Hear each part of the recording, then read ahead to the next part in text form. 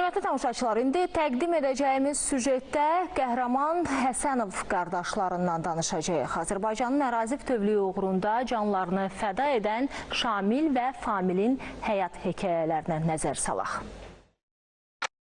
Beyləqanın Kəbirli kəndində Həsənovlar ailəsində iki qəhrəman qardaş böyüyürdü. Famil və Şamil qardaşları. Eyni hərbi hissədə xidmət göstərən qardaşlar torpaqlarımızın azadlığı yolunda çiyin-çiyinə döyüşüblər. Səbirli, qayğıkeş, vətənpərvər və yardımsevər. Famil daha çox bu xüsusiyyətləri ilə seçilirdi. Onu hərbiyə vətənə olan sevgisi gətirmişdi. 9 il şərəflə vətənə xidmət göstərmişdi.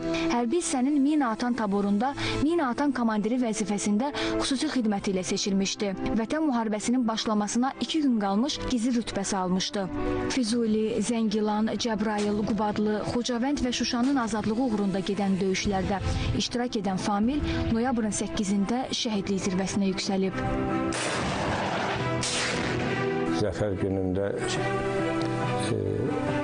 Famil şəhid oldu. Qardaşı Şamil, Familin nəşin getdi. Famil subaydı. Famil mənim üçün həm oğludur, elə hər ikisi həm dostudurlar. Dost kimi, ata-bala dost kimi hərəkət edirdik biz. Şamil qardaşı ilə bağlı mənə deyirdi ata, başı uca tut. Uşaqlıqdan elə Şamil həmişə Famili qoruyur. Mən ikisi ilə də fəxr edirəm. Çox aniyyətiyə bağlı körpələri, çox zəhmətli, çox ağıllı, çox belə qoçaq, savadlı uşaqlar idi ikisi də. İkisi də həmişə nə olsa ana, biz buradayıq, ana belə aniyyət uşaqlar idi. Famil və Şamil qardaşları aprel döyüşlərində də iştirak etmişdilər. 2020-ci il sentyabrın 27-sində Füzuli istiqamətində döyüşlərə qatılan qardaşlar Şuşayadək irəliləmişdilər. Mərd, vətənpərvər və cəsur.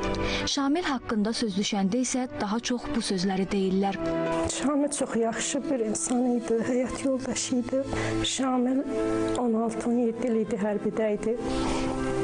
O, Famillə neçə il bir yerdə işlədilər. Döyüşlərdə də bir oldular, kursda da bir oldular. O Famil şəhid olandan sonra heç qəbullanmırdı. Deyirdi, kaş mən şəhid olaydım, Famil sağ olaydı, mənim 2 körpəm var idi, o subay idi. Müharibəyə gedəndə antiterrorda orada deyiblər ki, sən qardaşın şəhiddir, getmə. Deyib, yox, mən qardaşımın qisasını alacağım. Şamil ömrünün 17 ilini hərbiyə əsir edib. 2023-cü il sentyabrın 20-sində antiterror əməliyyatı zamanı şəhadətə yüksəlib. Famil sentyabrın 27-sində başlayanda mən gecə gəldim, baxdım, gördüm yazır ki, telefonda Şuşa gözdə gəlirəm. Elə Şuşada da şəhid oldu balam Zəfər günündə. Şamilimin 2 dənə balası var, Ömərim, Kənanım. Çox şükür ki, onun 2 dənə balası var, bizə hədiyyədir o. Həmişə torpaqlarımız uğrunda danışırdılar ki, bu torpaqları biz alacağıq. Eləcə də oldu, torpaqlarımızı aldılar. Famil o qədər cəsur, o qədər qorxmaz bir qardaşıdır ki, fəxr eləyirdik onunla. Eləcə də sonra qismət oldu. Allahın qisməti Şamillə fəxr elədi.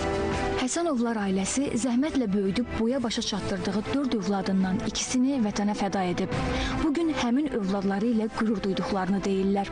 Çünki bu 2 qardaşın hekayəsi təkcə bir ailənin deyil, bütöv bir xalqın qəhrəmanlıq dastanının bir parçasıdır. İndi Beyləqanda küçələrdən biri Şamilin, digəri isə Familin adını daşıyır. Famil ölümündən sonra vətən uğrunda, Şuşanın azad olunmasına görə, vətənə xidmətə görə, döyüşdə fərqlənməyə görə orden və medalları, Şamil isə vətənə xidmətə görə, vətən uğrunda, Füzulinin azad olunmasına görə